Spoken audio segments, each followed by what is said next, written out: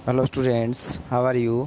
Hopefully you all are okay. अपना first lesson चल रहा था न्यूट्रिशन इन ए प्लांट्स। आज अपना टॉपिक है synthesis of food other than carbohydrate by plants, कि पौधों के द्वारा कार्बोहाइड्रेट्स के अलावा भोजन का क्या करना, संश्लेषण करना, सिंथेसिस करना। Carbohydrates that plant synthesize during photosynthesis are made up of carbon, hydrogen and oxygen।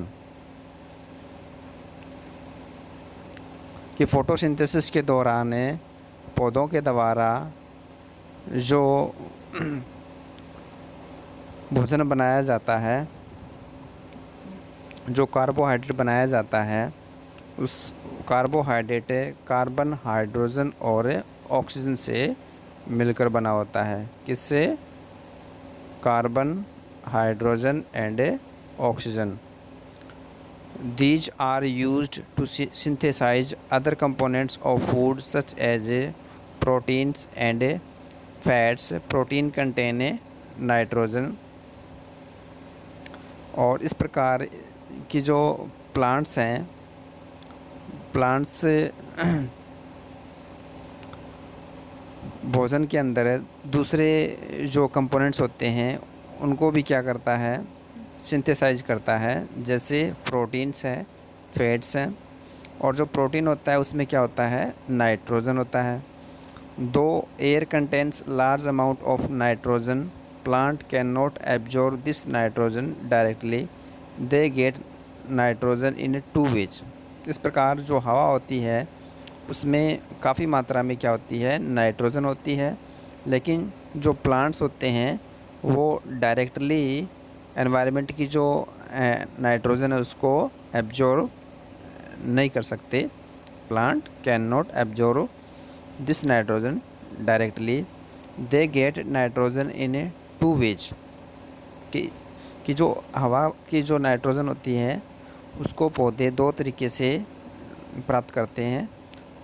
तो वो दो तरीके कौन कौन से हैं? फर्स्ट है, plants get nitrogen in the form of soluble salt such as nitrates, urea, ammonium sulphate etcetera from the soil through their root system.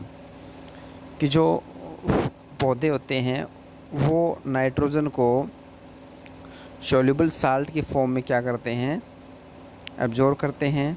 जैसे नाइट्रेट्स है, यूरिया है, अमोनियम सल्फेट है आदि। इनको जड़ों के माध्यम से मिट्टी से क्या करते हैं, ग्रहण करते हैं। दूसरा क्या है? दूसरा है the atmospheric nitrogen can not be utilised by plant as such. कि जो एटमॉस्फेरिक नाइट्रोजन होती है उसको पौधों के द्वारा ऐसे यूटिलाइज नहीं किया जा सकता। However, certain bacteria such as symbolic bacteria present in the root nodules of the leguminous plants can convert atmospheric nitrogen into soluble salts of nitrogen, for example nitrates।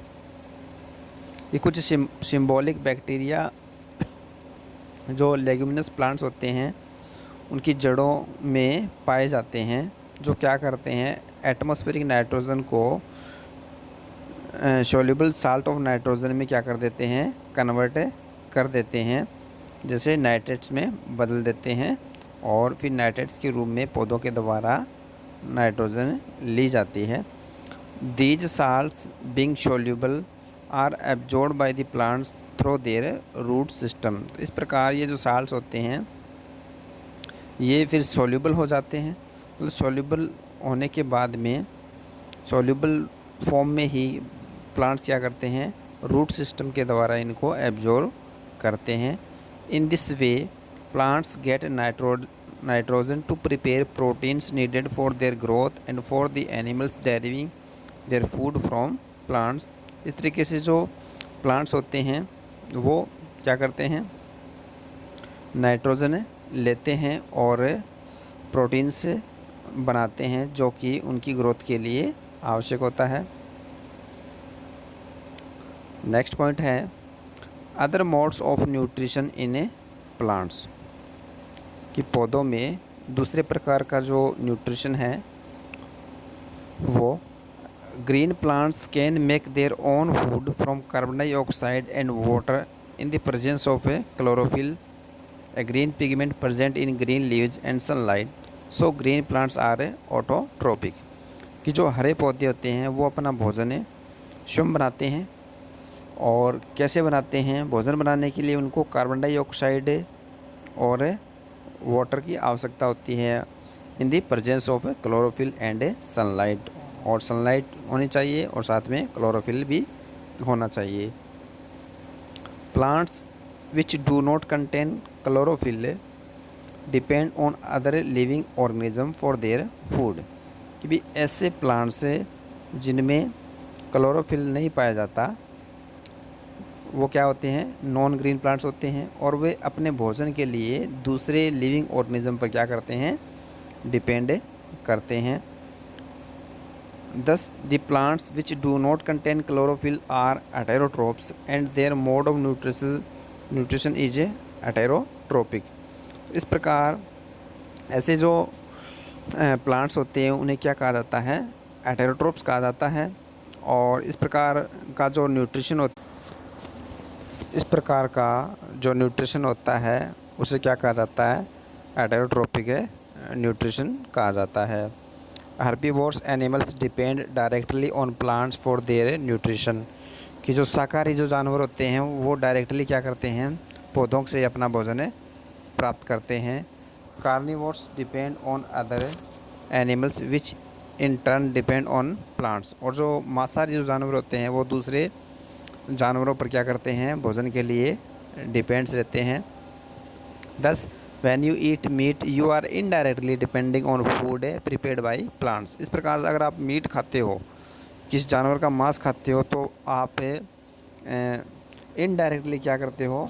भोजन के लिए प्लांट्स के ऊपर डिपेंड रहते हो।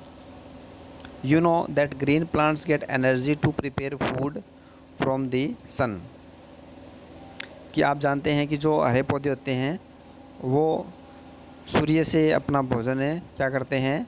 प्राप्त करते हैं। सूर्य की जो एनर्जी होती है उसको वो स्टोर कर लेते हैं भोजन के रूप में। Thus the sun is the ultimate source of energy for all living organism. इस प्रकार जो सूर्य होता है वो जितने भी लिविंग ऑर्गेनिज्म होते हैं उनमें एनर्जी का सबसे बेहतरीन स्रोत होता है। ओके स्टूडेंट्स, आज हम इतना ही पढ़ेंगे, बाकी हम नेक्स्ट वीडियो में पढ़ेंगे। Thank you and have a nice day.